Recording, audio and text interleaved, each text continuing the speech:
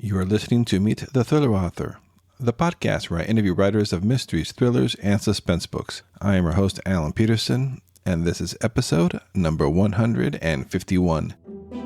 In this episode of the podcast, we'll be meeting Kiersten Modglin, who is a best-selling author of psychological thrillers. She's best known for her unpredictable suspense, and her readers have dubbed her the Queen of Twists. Kiersten is an amazing writer. She writes best-selling psychological thrillers.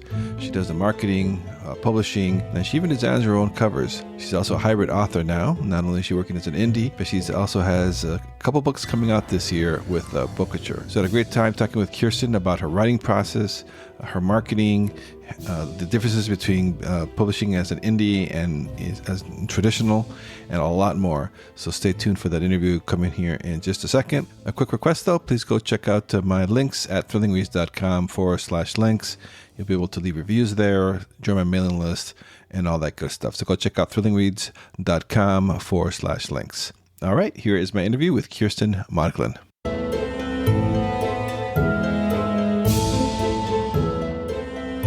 Hi, everybody. This is Alan with Meet the Thriller Author. And on the podcast today, I have Kiersten Modglin, who is on Amazon top 30 bestselling author of award-winning psychological thrillers. She's a member of International Thriller Writers. And her latest book, The Roommate, was published in March. So it's available now. And really excited to have Kiersten on the show. Welcome. Hi, thank you for having me. I'm so excited to be here and talk to your listeners. Oh, great. Thank you. Yeah, I'm so excited to talk to you. So before we get into the nitty gritty, can you tell us a little bit about your background and before you started to write thrillers, and what's your writing journey been so far? I've literally been writing my whole life. My first novel I wrote in fourth grade. So this has always been my plan. I've basically, as soon as I graduated high school started really looking into how to get published, started looking for an agent and just writing all the time. And my first novel was published when I was 22. And so I've basically just hit the ground running with it. 23 novels out now. So I stay pretty busy. I'm a mom and a wife and all that fun stuff. Writing has always been a dream of mine, and I love thrillers. I remember I always read, like Nancy Drew growing up and all the like classic mysteries. And then I remember as an adult, I read Gone Girl, and I was like, "Ooh, these mysteries can go a different way. This can be a totally different world." And that just really got the spark for me going. And so that's kind of where I've set my, expectations as far as how I write. I try to mimic that, domestic thriller, psychological thriller world. Yeah, that's great. So you got off the ground running. You didn't waste any time. First book at 22. That's awesome. Instead of like I wasted 20, 30 years thinking about it. Thank you. Yeah. I remember growing up, I would, people would ask me, what are you going to do? I was like, I'm going to be a writer. And my mom was always like, you need a backup plan, honey. Yeah. I'm like, I don't need a backup plan. I'm going to do this. Of course I did need a backup plan. I had to get a day job, but it was always the plan. Yeah.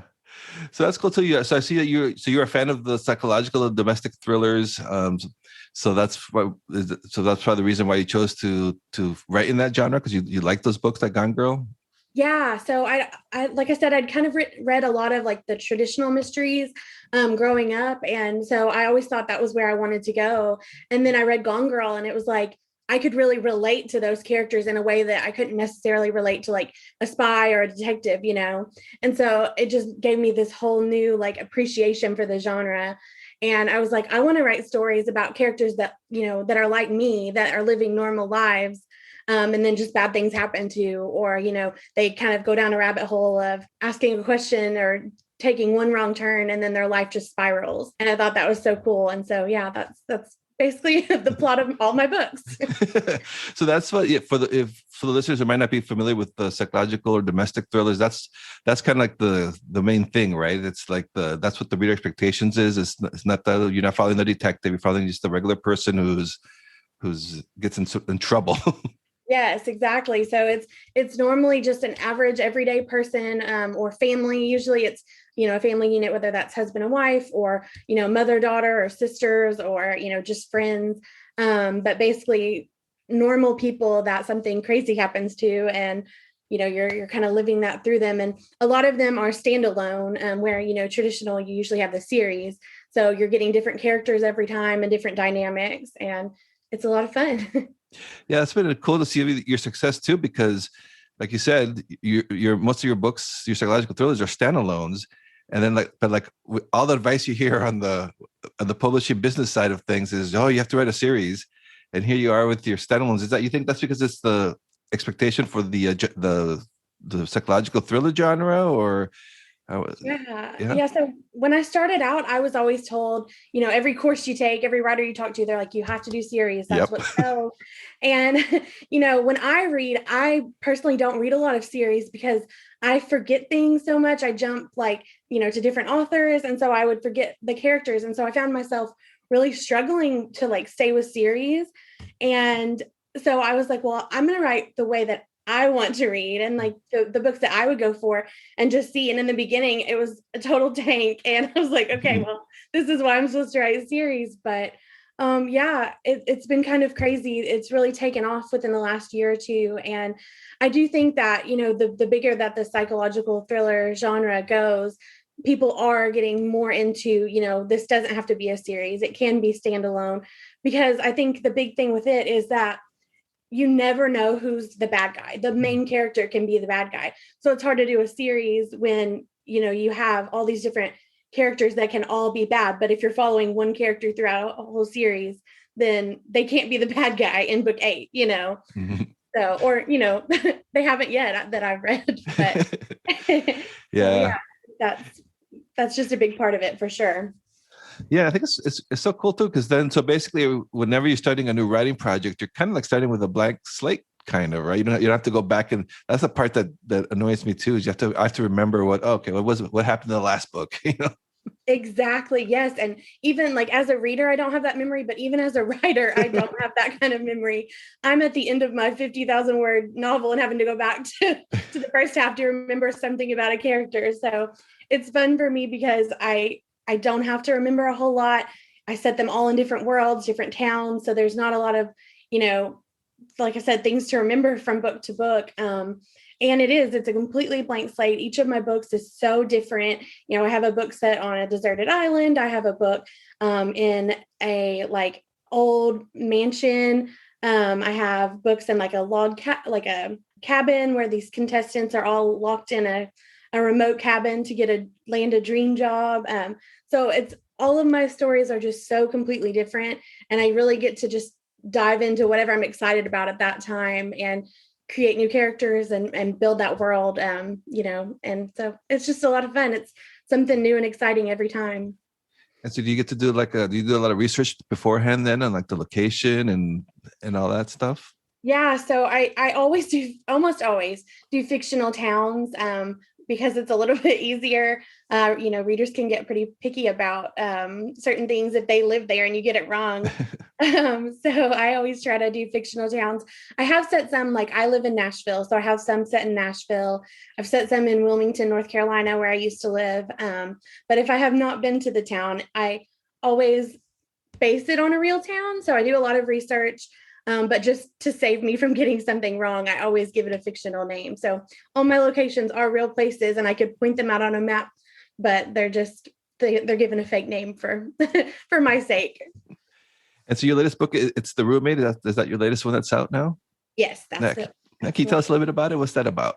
Yeah, so The Roommate is one that is set in Nashville. It is about a man named Wes, who his wife has they've been married for a long time, and his wife has basically said that she's done, that he's not putting in, the time to make their marriage work.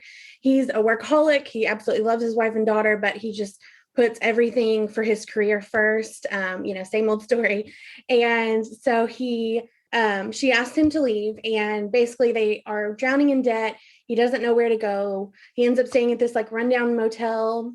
He runs into a friend from high school and named Elias, and Elias invites him. He says, I have an apartment. You can come stay with me until you get back on your feet.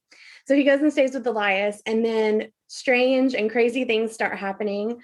And Wes begins to wonder, who's setting him up? Is Elias doing this? Is it all in my head? His career starts going haywire. His life in general starts going haywire. So it's a lot of fun. And it's actually the first book that I've written entirely from the male POV, which was, fun for me. And just the male roommate. I've read a lot of or watched a lot of shows with female roommates in kind of similar situations, but it was fun to do like the male side of things.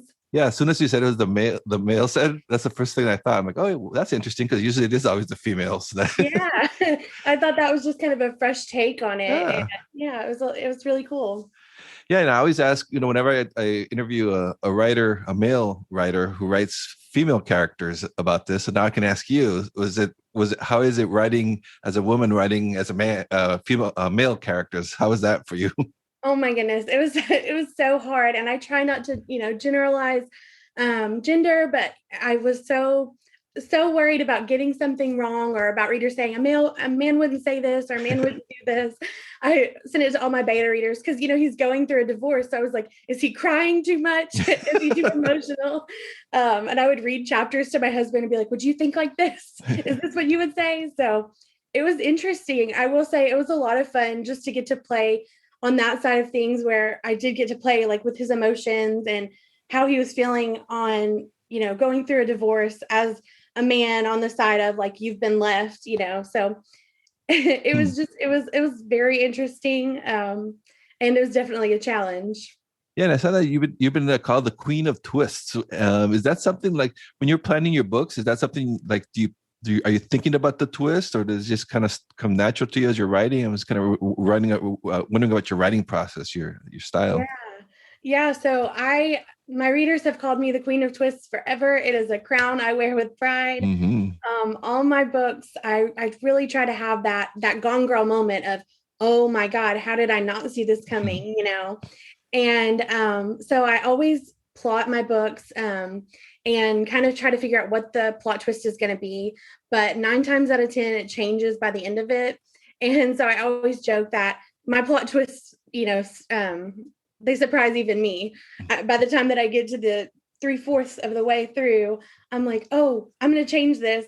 And then the whole book, the whole process changes for me. So my plot twists, I try to keep them fresh. When you've written 23 books and they're all, around families and stuff, it's kind of hard. You can't do the brother every time, or the dad can't be the bad guy every time, or whatever.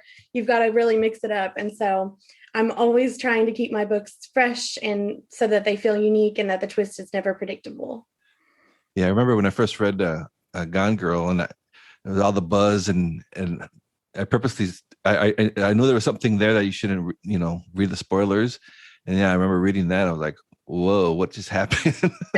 Yes, I remember it came out in theaters, and I read the book first. And I was so glad I did. I was like, oh my gosh. So then watching it, I could look at my husband and just wait for that reveal. The face, yeah. Yeah, it's like those M. Night Shyamalan movies, especially the older ones, when there's always that twist in the end. Like, what was that one with the boy? He sees dead people. Yeah, The Sixth Sense. Yes, I love that one. I was like, wow. Yes. Oh my gosh, so good. I love that just jaw dropping, oh my God moment where it like all clicks, all the clues have been there, but how did you not put it together, Yeah, it's probably fun. So I'm sure that's something that the readers are looking forward to. That's probably why this genre is so popular too, because it's kind of like fun. Like, can I figure it out? Exactly. Yeah. And like I said, that's one of my favorite things about, you don't know who's telling the truth. You don't know if the main character is bad or if the, friend who's helping them out is bad. So I love that the psychological genre kind of gives you that freedom to really play, and you can make anyone lying, anyone bad that you want to. And so do you we talked a little bit about this, but do you outline, or do you usually go by the seat of your pants? Yeah, I do outline. My outlines are very general. So it's usually just, I do chapter by chapter. And basically I'll just put like chapter 1, John meets Sarah. Chapter 2, Sarah and John go here. It's not like, I know a lot of authors will do really detailed, chapter by chapter outlines, but mine are very just like plot points, basically. And so I try to follow that. It at least gives me a guide as to where I'm trying to get the story. And there are times that I'm writing a chapter and I'm like, I don't know what I need to happen here. So I'll go look at my outline and, okay, I need these 3 things to happen, in this chapter. And it really helps me to kind of figure everything out. And like I said, I never really stick by it. about midway through, it kind of just takes on a life of its own, but it does at least help me stay on track and stay where I'm trying to go. Yeah, I think when writers say, "Oh, I can't do an outline because I don't want to be a slave to it," I'm like, "Well, you're never really a slave to it because even when I do outlines too, it always goes off in different things. It's just kind of helpful to get started." Exactly. I find it helps me write faster just to have that basic outline, and then you don't forget all the ideas that you had, because when you start a book, you have all these ideas and all these different places that it could go. So having that outline really helps you remember the things that you might not, that weren't huge plot points in your head, but that help make the story what it is. So I definitely don't feel like a slave to mine. I go all over the place, but it helps to keep a path lit for me at least. And what's the writing day look for you? Do you write every day? Do you have like word count goals? Yeah, I do write every day. This is my full-time job, so I write basically Monday through Saturday. I usually take about a day a week off, and I try to hit about 5,000 words a day. But I use like a word count calculator. Basically, all my books are around 60,000 words, and so I just divide up, from the day that I start to the day that I have to turn into my editor, and figure out how many words I need to hit. It's usually between 3 and 5. But I book with my editor at the beginning of the year for the whole year. So I have a really tight schedule. I usually release every month or every other month. So my schedule is a little crazy. Oh wow, yeah. So you have big deadlines on there and everything. Yeah. My deadlines are pretty pretty consistent. I have to send it to her, and then this year I have a traditional book deal too. So I have two publishing schedules that I'm working on. So I am a slave to my calendar. Oh wow, so you're like you're a hybrid author now then. Yeah. This is the first year that I'm doing it. My first traditional book will release in July. So it's all starting to get pretty close and pretty exciting. Yeah, exciting. Is it also a psychological thriller? It is, yeah.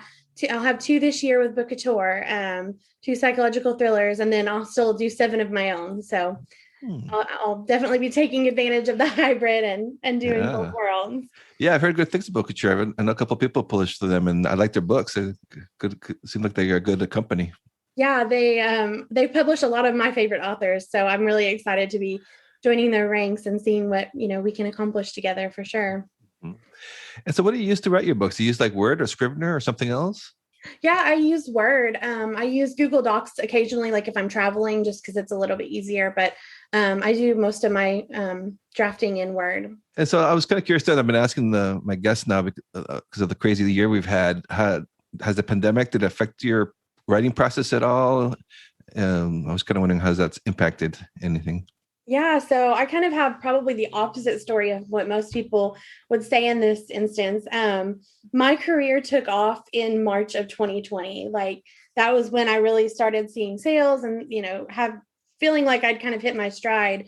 And at that same time, my husband got laid off from work, and I was already writing full time, but we were basically relying on his income.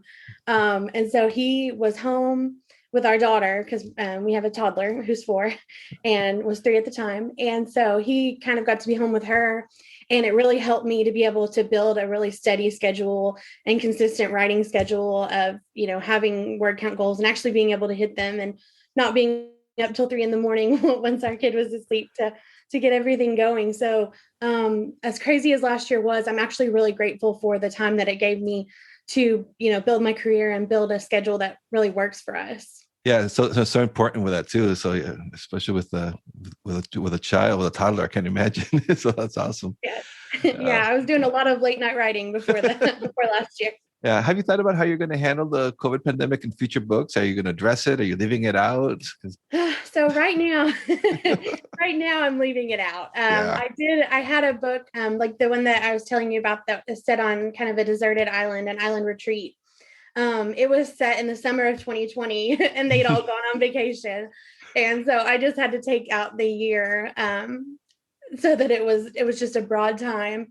Because I was like, well, that might not flow over so well, but basically I'm just trying to avoid it. I think we all need some escapism from everything going on. So I've just really tried to to, avoid it and not bring it up too much. Yeah, that seems to be the norm. I've only interviewed one writer who's putting in like they're wearing masks and stuff in his books. But yeah, I think most readers we all have COVID fatigue, so want to escape from it. Yeah, I don't mind seeing it on TV shows. I know a lot of TV shows are doing it, but Yeah, in books, I'm like, by the time people read, if people are reading this years from now, they'll be like, what is this about? So I'm just trying to avoid. Yeah, that's a good point. Like if you don't read a books when the Spanish flu back, 100 years ago or whatever. Exactly. Yeah, that's interesting. Interesting point. So obviously you're super busy and you're wearing a lot of hats. How do you manage to fit in the marketing and the writing and everything else that goes into this business? How do you, what's your advice on that? Oh my goodness. So yeah, I'm basically always busy. I'm glued to my phone when I'm not writing, which is probably not the best thing, but it is, what I absolutely love doing. And so I really there's not a time where I'm like, oh, I just don't want to do this. And I think that really helps. But my schedule and what I try to do is I get up first thing in the morning and get my word count goal done. And then from there, usually around lunchtime, I'm done with that. And then I can spend the rest of the day going through emails and checking my social media and responding to, all of that, doing anything with my ads, scheduling newsletters, that sort of thing. So I really just try to block it out. So one half of my day is just writing, the Wi-Fi's turned off, my phone is put away, and I can really just dive into the story. And then the other half is, catching up on everything else that goes along with it, because it can get overwhelming. This can kind of take over your life, having to do everything yourself, especially like I design my own covers, I do my own formatting. So it's really, and with me releasing as often as I am, it's more than a full-time job. That's for sure. Yeah, it's got 2 or 3 full-time jobs. Oh, so you do your own covers too. Yeah. Wow. Yeah. I taught myself how to design my own covers when I was starting out so that I could save that cost. And I taught myself how to do my own formatting and everything. And so I'm really, besides my editor and proofreader, I'm really a one-woman show. Oh, that's awesome, man. We were talking a little bit offline before I hit the record button about your website. I love your website. If aspiring writers are listening to this, you should go look at your website to see how to organize it and lay it out, especially for people like me in the podcasting. It makes it easy because you have the press kits and all that in there, and you did all that yourself too, right? Yeah, I did it all myself and designed my website, and it's kind of, changed and gotten a little better over the years, but it's all been me. And like I said, I've enjoyed it. I like getting to set everything up and have control over it. And actually, if I don't like something, I can just go in and tweak it really quick. But yeah, I have it all set up with press kits and all of that good stuff just to make it easy. I want to make it easy on my readers and anyone helping me spread the word about my books. Yeah, especially it's a Kiersten Modglin author.com. So people can check that out. Yeah. Yeah. And then that's interesting too, because even I think nowadays too, even if people are wanting to go the traditional route, you're still going to have to do a lot of the heavy lifting yourself. So you need to learn this stuff. Yeah, it's true. Even, with the traditional world, you have to do they're going to help, obviously, most of them, but you're going to have to do your own marketing. You have to be out there and at least have a website and a newsletter, I think. So It's important to really know it. And I think coming indie and going traditional, it's really cool because I know and appreciate what all goes into it. And I kind of feel like I have a little bit of a leg up rather than if I had just gone straight traditional, because I get to kind of, know what's going on behind the scenes. So you touched off you're working on a lot of projects, a lot of books coming out this year. What are you working on right now? What's next? Yeah, so right now I'm working on a book that will release in May. So I'm almost finished with it. So it by the time that this is aired, it will be out. And I'm also writing the second book with my traditional publisher. So I'm writing 2 books at once right now. Cool. So what do you think of the traditional world? Are you having fun with it? Is it different? It's a lot different.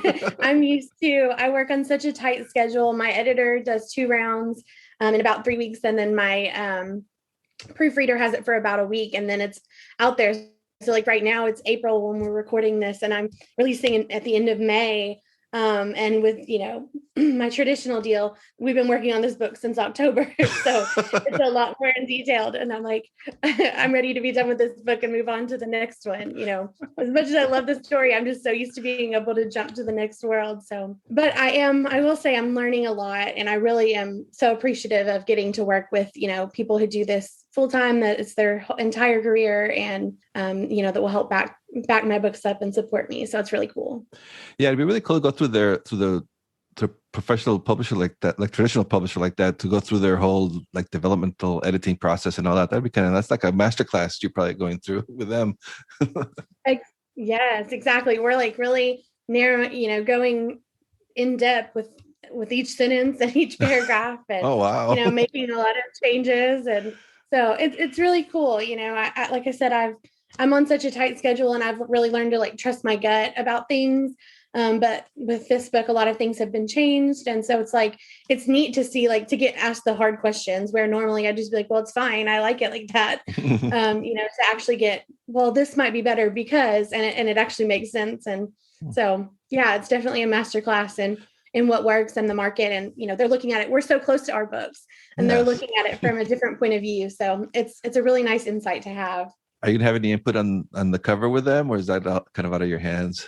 Oh, cover design. I was so stressed being my own cover designer for my books. I was so stressed about cover design. I was like, I hope I don't hate it. And I talked to my editor before I signed. I was like, is there any way I can get some say in it? And unfortunately, no, they don't do that.